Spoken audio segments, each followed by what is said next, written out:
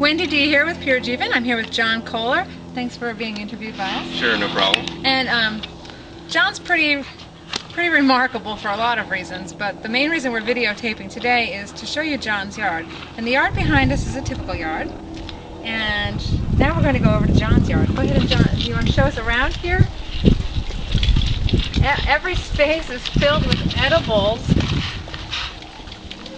And it's too overwhelming to even have words for. So John, can you tell us when you started this project? Sure, well, I've been growing on my property. I've owned this place for about 10 years now, and I've been growing all during that time. But basically this project, building all the raised beds, I really got motivated pretty much last year. So this is about 1 year old now. Wow. But I've been growing in like the periphery for the whole time, as I said, but it's really gotten a lot more important for me to grow my own food. Not only for myself to get a higher quality food, but to show others what's possible in a standard residential lot. This is a 1/10 of an acre lot. As you can see by my neighbors around me, they're all growing beautiful lawns, which I think are a waste and abomination. They're a waste of resources. They use a lot of, petrochemical fertilizers and other things, and it's pretty much for nothing except dogs pooping on, and it's not even a good source of food. We could eat grass if we were starving, but I don't recommend it. So a better alternative is to build raised beds and have food growing right outside your front door, so there's less transportation costs, less carbon emissions generated, as well as you're getting the highest quality food that you could possibly have. I'm growing here in compost and rock dust and other things to enrich my soil so that I get the highest quality produce. And you can't compare lettuce bought at the store to my lettuce, because my lettuce tastes a lot better. And I mean, it's really apparent. I've met a lot of people along these times, that some people aren't even into raw foods or anything. They're just into gardening because they want their own tomatoes, because they know their tomatoes don't taste like those pink tomatoes that bounce when you drop them at the store, so they just do it because it tastes good. I do it for, the whole gamut of reasons. And the other main thing too is, when you grow your own food, you control the varieties. Here's like red bok choy. And I mean, you rarely ever see red bok choy in the store, and this is why, is because it goes to flower. This is planted at the same time, and these are, totally harvestable, and these are still harvestable, but these are now at the end of the life cycle. And that's why you don't see some of these uncommon things for sale. And all these different foods and plants have different phytonutrients and, in them that we should be getting. And, most people are deficient in their diets because they're not eating a wide variety or spectrum of foods in their diet on a daily basis. I see you're growing mostly greens. So you're not into growing the nightshades at all? Well, the reason why I'm growing mostly greens right now is because this is my winter garden. You didn't come around in the summertime. Right now, nightshades aren't really going to do too well outside. They're going to lose their life. I had a whole bunch of nightshades planted over in the other bed where we have the fava beans now.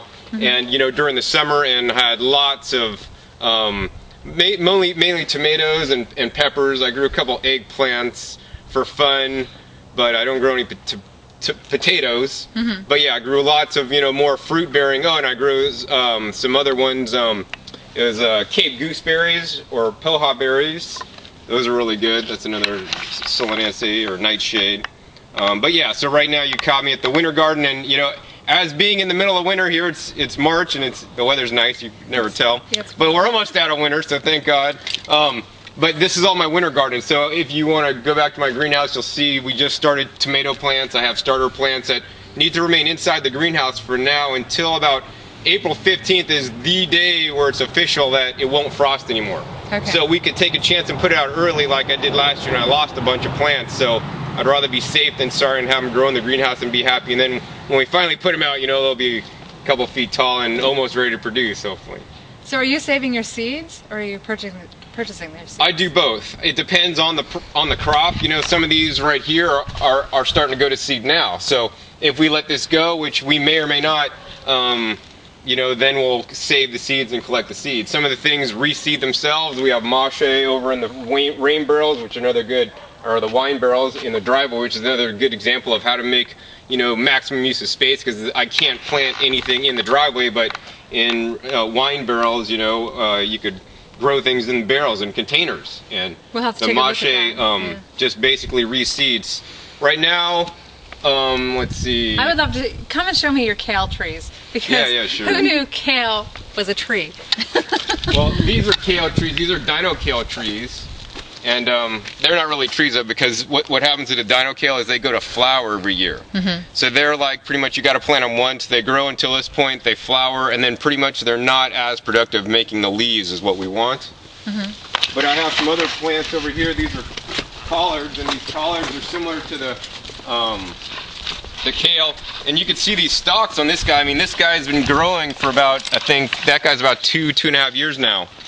And I mean, most kale or collards you buy in the store, you're just familiar with the leaves. But you know, these trees, if you let them grow, they'll grow into big bushes like this, and they'll continue to grow. But the problem is, they'll only continue to give you these small leaves, and then they'll trying to go to flower and make seeds. So the longer you let them grow like this, it's almost like, for me, it's like bonsai are kind of cool just to see what happens. But the really source of the edible food is really small at this point, but it's kind of for fun. So that's why in stores, most of the time they plant, and farmers, they plant stuff, it grows up, they hack it, the whole thing, like you could buy heads of lettuce at the store, whereas I would just go around to my lettuce bed and pick one leaf off every plant and then allow them to continue to grow. But now, so this tree kale is quite different. You know, most things like this kale here is, you know, when it flowers, it's going to seed again, and if we let this continue, they'll make these seed pods.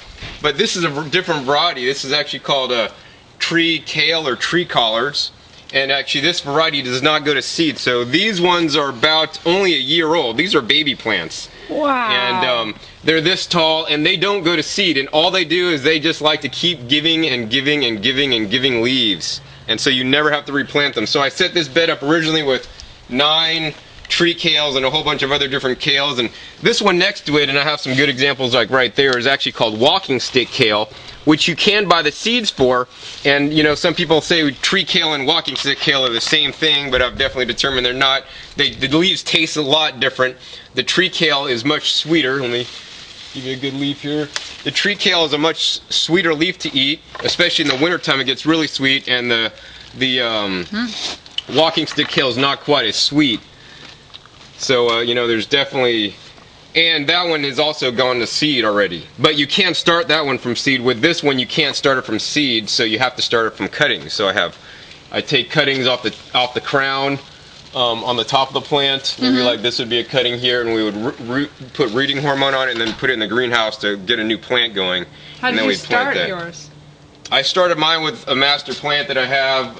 It's in the backyard, and that's probably about 4 or 5 years old. But I wasn't tending to that well. We just let it go, and these ones I've been babying. We have it on the watering system in organic, 100% organic compost and rock dust, and we're staking this prudently. As you can see, I have an internet web show. It's growingyourgreens.com, where people can get more information about me and my garden and what I'm growing here. And I have specific shows just on tree kale. Sometimes there's specific shows on, you know, whatever unique and rare thing I'm growing, so people can learn more about them. Tell the website again. Sure, the website is growingyourgreens.com is my website for my link to all my different things on my homesteading gardening project here at my house. But you have another great site, and this is how I got to know John's name, and it's the one with the community on it.